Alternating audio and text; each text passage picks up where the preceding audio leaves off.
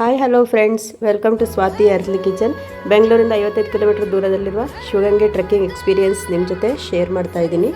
ನಾವು ಇವತ್ತು ಬೆಳಗ್ಗೆ 5:30ಗೆ ಸ್ಟಾರ್ಟ್ ಮಾಡ್ತೀವಿ ಜರ್ನಿ. ಅಲ್ಲಿ ರೀಚ್ ಆಗೋದು 7 o'clock ಆಯಿತು. ಯಾಕಂದರೆ ಮತ್ತೆ ಬಿಸಿಲು ಮಳೆ ಎಲ್ಲ ಬರೋದಕ್ಕಿಂತ ಮುಂಚೆನೇ ರೀಚ್ ಆಗಬೇಕು ಅಂತ ಬೇಗ ಹೋದ್ವಿ. ಸೊ ನಾವು ಹೋಗ್ತಾನೆ ಅಲ್ಲಿ ಬೆಟ್ಟ ಹತ್ತಬೇಕಿದ್ರೆ ಗಂಗಾಧರೇಶ್ವರ ಟೆಂಪಲಿಂದಾಗಿ ಹೋಗಬೇಕು. ಬೆಟ್ಟ ಹತ್ತೋದಕ್ಕೆ ತುಂಬ ಸ್ಟೆಪ್ಸ್ಗಳಿವೆ, ಬಟ್ ಜೊತೆಗೆ ರೇಲಿಂಗ್ಸೂ ಇದೆ ಹಿಡ್ಕೊಳ್ಳೋದಕ್ಕೆ. ಇಲ್ಲಾಂದರೆ ಈ ಬಂಡೆ ಕಲ್ಲಲ್ಲೆಲ್ಲ ಸ್ವಲ್ಪ ತುಂಬ ಸ್ಲಿಪ್ ಆಗುವ ಚಾನ್ಸಸ್ ಇದೆ. ಅಲ್ಲಿ ಒಂದು ನಡೆಯೋದೇ ಅಂತ ಚೆನ್ನಾಗಿತ್ತು, ಯಾಕಂದರೆ ಎಲ್ಲ ಕ್ರಾಸ್ ಆಗಿ ಬಂಡೆ ಕಲ್ಲುಗಳಿವೆ. ಅಲ್ಲಿ ಅದರಡೆಯಲ್ಲಿ ಎಷ್ಟು ಮಂಗಗಳು ನೋಡಿ, ಅದು ಎಲ್ಲರ ಬೆನ್ನ ಮೇಲೆ ಹತ್ಕೊಂಡು ನಂದಿ ಬೆಟ್ಟ ತನಕ ಬರ್ತಾಯಿತ್ತು. ಎಲ್ಲರ ಬೆನ್ನ ಮೇಲೆ ಒಂದಲ್ಲ 2 ಮಂಗಗಳು ಹತ್ಕೊಂಡು ಬರ್ತಾಯಿತ್ತು ನೋಡಿ.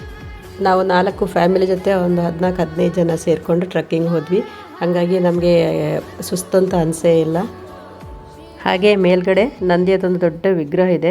ಅಲ್ಲಿ ಒಂದು ಪ್ರದಕ್ಷಿಣೆ ಹಾಕೋದೇ ದೊಡ್ಡ ಸಾಧನೆ, ಯಾಕಂದರೆ ಕಾಲು ಇಡ್ಲಿಕ್ಕೆ ಕೂಡ ಅಲ್ಲಿ ಜಾಗ ಇಲ್ಲ. ಮತ್ತೊಂದು ಕಡೆ ಆಳೋ ದೊಡ್ಡ ಪ್ರಪಾತ ಇದೆ.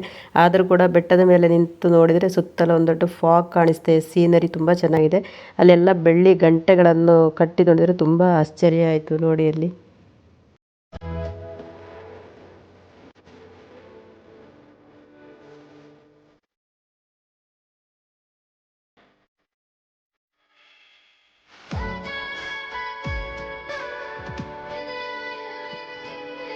ಅಲ್ಲಿ ಬರ್ತಾ ಒಳಕಲ್ಲು ಪುಣ್ಯ ತೀರ್ಥಕ್ಕೂ ಹೋದ್ವಿ. ಇಲ್ಲಿ ವರ್ಷದ 365 ದಿನ ಕೂಡ ನೀರು ಇರುತ್ತಂತೆ. ನಮ್ಗೆ ನೋಡೋದು ಮೇಲ್ಗಡೆ ಕಾಣಿಸುತ್ತೆ ನೀರು, ಬಟ್ ಅದು ಕೈಗೆ ಸಿಗಲ್ಲ, ಯಾಕಂದರೆ ಅದು ಎಲ್ರಿಗೂ ಸಿಗಲ್ಲ ಅಂತ ಅಲ್ಲಿ ಜನ ಹೇಳ್ತಾ ಇದ್ರು.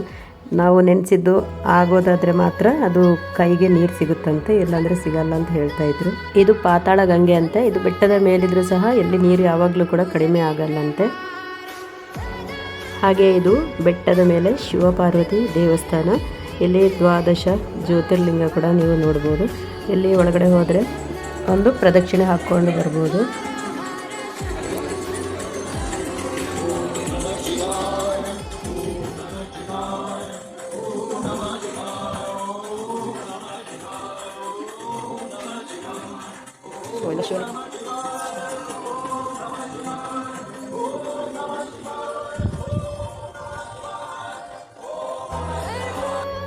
ಹಾಗೆ ಅಲ್ಲಲ್ಲಿ ತುಂಬ ಶಾಪ್ಸ್ಗಳು ಕೂಡ ಸಿಗುತ್ತೆ. ಅಲ್ಲಿ ಕೂಲ್ ಡ್ರಿಂಕ್ಸು, ಫ್ರೂಟ್ಸ್, ಸ್ನ್ಯಾಕ್ಸ್ ಎಲ್ಲ ಇರುತ್ತೆ. ಸೊ ನೀವು ಫುಡ್ ತೊಗೊಂಡು ಹೋಗುವ ನೆಸೆಸಿಟಿ ಕೂಡ ಇರಲ್ಲ. ನಿಮಗೆ ಈ ವಿಡಿಯೋ ಇಷ್ಟ ಆದಲ್ಲಿ ಪ್ಲೀಸ್ ಸಬ್ಸ್ಕ್ರೈಬ್ ಮಾಡಿ, ಶೇರ್ ಮಾಡಿ, ಹಾಗೆ ಕಮೆಂಟ್ ಮಾಡಿ. ನೀವು ಹೋಗಿದರೆ ನಿಮ್ಮ ಎಕ್ಸ್ಪೀರಿಯೆನ್ಸ್ ಕೂಡ ಶೇರ್ ಮಾಡಿ. Thank you for watching my videos.